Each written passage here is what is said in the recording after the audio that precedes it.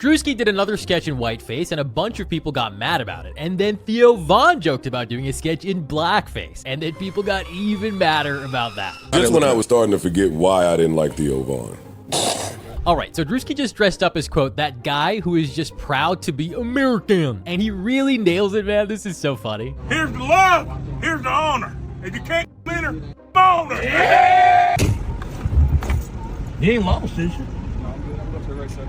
Sure about that? Yes, sir.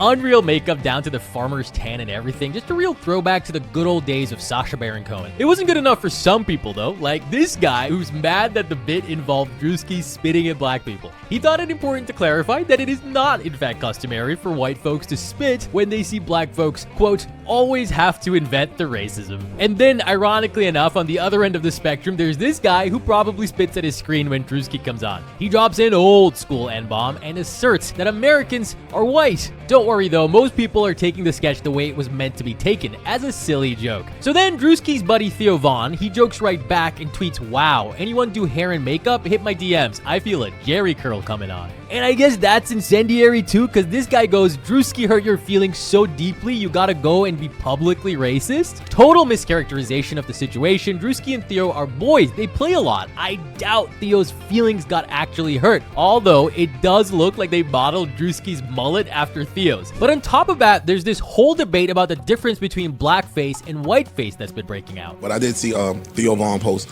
oh great, cool, let me go get my paint. That's funny. That's hilarious to me. That's funny. But you get what he's To the implying. people that are actually mad about it, the people that are actually mad about it, I just guess don't understand why blackface is bad. No, they don't. They think it's just because, think, oh, we can't do it. Why could you do it? That's how Just when I was starting to forget why I didn't like Theo Von. Theo Von. Yeah. See, Freeze think that's funny. Parks did too. Not just me. You think it's the same? Freeze, you think it's the same? I just like comedy. No, we asked you a question. That was Do I think him saying it, let me go get my paint? Yes, it's the same as... I don't even think he even intending to do it. I just think the statement was funny.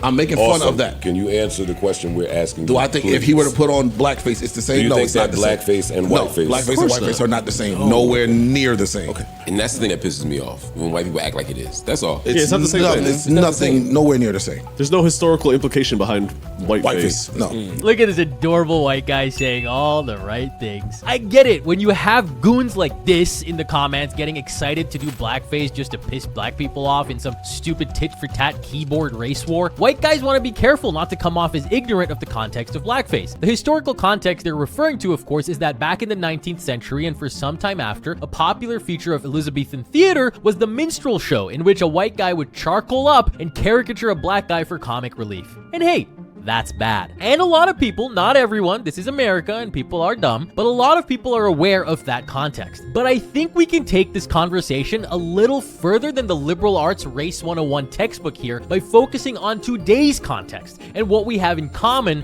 rather than what's different in our ancestry. These days, while there are race-based pros and cons to playing the game of life, the plight of the average person in America is pretty similar. The big divider, much more than race, is income inequality, i.e. class. Given that context, some fun banter between the races can bring us all together. One of our white brothers in the community, I think more black women want you gotta be more assertive. Not too much, because you know how y'all get.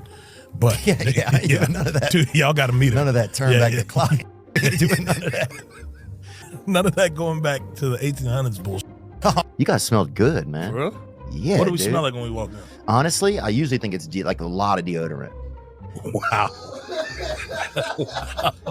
Bro, yeah, no, black people do wear a lot of deodorant. Love deodorant, bro. You'll see somebody start at the wrist. Yeah, we hammer You'll see them start at the wrist, bro, and put that on. Somebody put that on so slow. Dude, we just had a guy come in here and drop the N-word, man. We cannot be laughing about this right now.